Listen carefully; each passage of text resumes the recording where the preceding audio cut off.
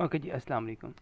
आज इस लेक्चर के अंदर हम फैक्टर्स देखेंगे जो SN2 रिएक्शन को अफेक्ट कर रहे हैं।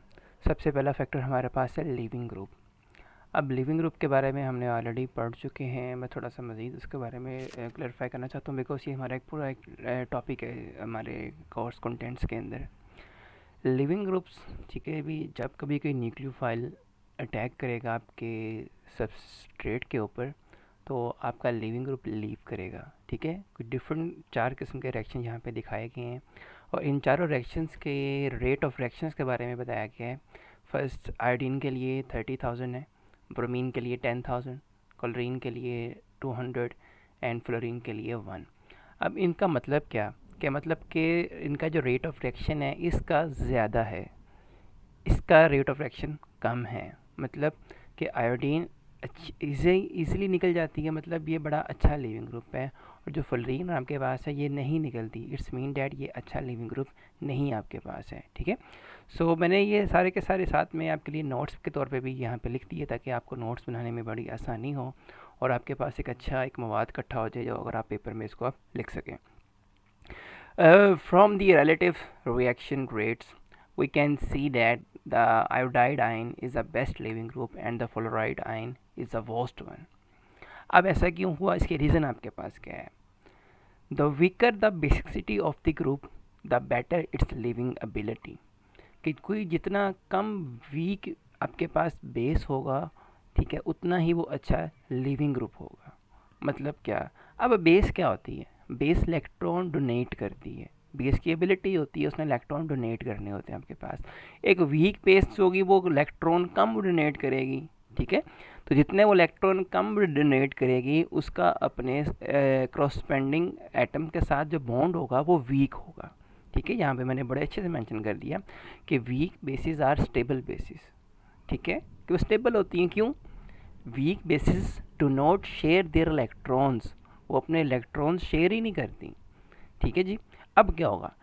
अगर वो अपने इलेक्ट्रॉन ज़्यादा शेयर ही नहीं कर पाती हैं तो weak base is not bonded as strongly to the carbon. ठीक है, कि आयोडीन यहाँ पे एक वीक बेस है तो ये अब कार्बन के साथ ज़्यादा स्ट्रांगली अटैच नहीं होगी। क्यों अटैच नहीं होगी? क्योंकि जी इसने इलेक्ट्रॉन ज़्यादा शेयर नहीं किए हुए। इस वजह से a weaker bond is more easily broken. तो डेट्स है जो बॉन्ड वीक होगा वो टूट भी जल्दी जाएगा। तो आपने ये सिर्फ एक बात ये याद रखनी है कि भाई good leaving group is a weak base. क्या जी? Good leaving group is a weak base. अच्छा जी, आगे चलते हैं। आगे जी कुछ लिविंग ग्रुप्स के बारे में मैंने बताया है जी आपको, जो आपको MCQs में पूछ सकते हैं जी आपसे क्वेश्चन। एक ग्रुप है टोसाइल ग्रुप। ठीक है जी, नीचे इसका मैंने फार्मूला आपको स्ट्रक्चरल फार्मूला शो करवाया हुआ है। ये टोसाइल ग्रुप अभी आप रिएक्शंस में भी पढ़ेंगे आगे जाके, तो उसका मतलब ये बहुत वाइडली इस्तेमाल होता है इन कैटेगरीज के अंदर। तो ये टोसाइल ग्रुप आपके पास है, ये बड़ा अच्छा लिविंग ग्रुप दिखाया गया है। उसके बाद iodine, then bromine, then chlorine, then fluorine और लास्ट पे आपके पास आ जाएगा OR negative, NH2 negative and OH negative. ठीक है, तो ये सब के सब अच्छी बेसिस हैं, दिस ज़्यादा गुड बेसिस। तो जो जितना अच्छा बेसिक होगा उतना वो वीक लिविंग ग्रुप होगा। ठीक है, इस केस में एक दूसरी बात ये भी है कि भी लिविंग ग्रुप जब लीव कर जाता है, ठीक है, उसको लीव करने के बाद स्टेबल होना चाहिए, उसकी स्टेबिलिटी होनी चाहिए। हमने कहा था ना कि वीक बेसिस क्या होती हैं? स्टेबल होती हैं। अब टोसाइल ग्रुप स्टेबल क्यों होगा? बिकॉज अगर आपने लास्ट सेमेस्टर्स में रेजोनेंस पढ़ी हो या कंजुगेशन पढ़ी हो, तो ये जो डबल बॉन्ड आपके पास है, single bond electron, single bond double bond, single bond double bond, ठीक है, ये सब चीज़ें क्या करती हैं? ये रेजोनेंस करती हैं। रेजोनेंस से स्ट्रक्चर स्टेबल हो जाती है आपके पास। तो डेट्स वाई टोसाइल ग्रुप ज़्यादा स्टेबल है, तो ये अच्छा लिविंग ग्रुप है। ठीक है, इसके बाद आयोडीन। तो आपने बस एक बात सिंपल सी याद कर लेनी है कि भाई जो चीज़ वीक बेस होगी ना वो अच्छा लिविंग ग्रुप होगी आपके पास। Weak base good leaving group, weak base good leaving group. Clear है जी? नेक्स्ट। ओके जी, नेक्स्ट जी हमने ये दिखाया गया है कि अगर आपके पास कोई लिविंग ग्रुप है वो बहुत पुअर है, जैसे OH, ये अच्छा बेस है तो पुअर लिविंग ग्रुप हुआ।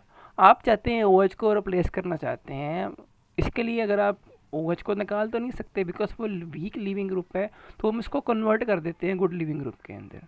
ठीक है, तो ये कन्वर्ट करने के तरीके आपके पास के हैं जी। ठीक है, ऑर्गेनिक केमिस्ट्री में आप ये रिएक्शन बहुत दफ़ा पढ़ते होंगे कि जी अल्कोहल को जब कभी आप रिएक्शन करवाते हैं एथानॉल क्लोराइड के साथ SOCl2 के साथ, ठीक है, तो आपके पास OH ग्रुप रिप्लेस हो जाता है Cl के साथ। फंक्शनल ग्रुप रिप्लेसिंग कहते हैं इसको हम।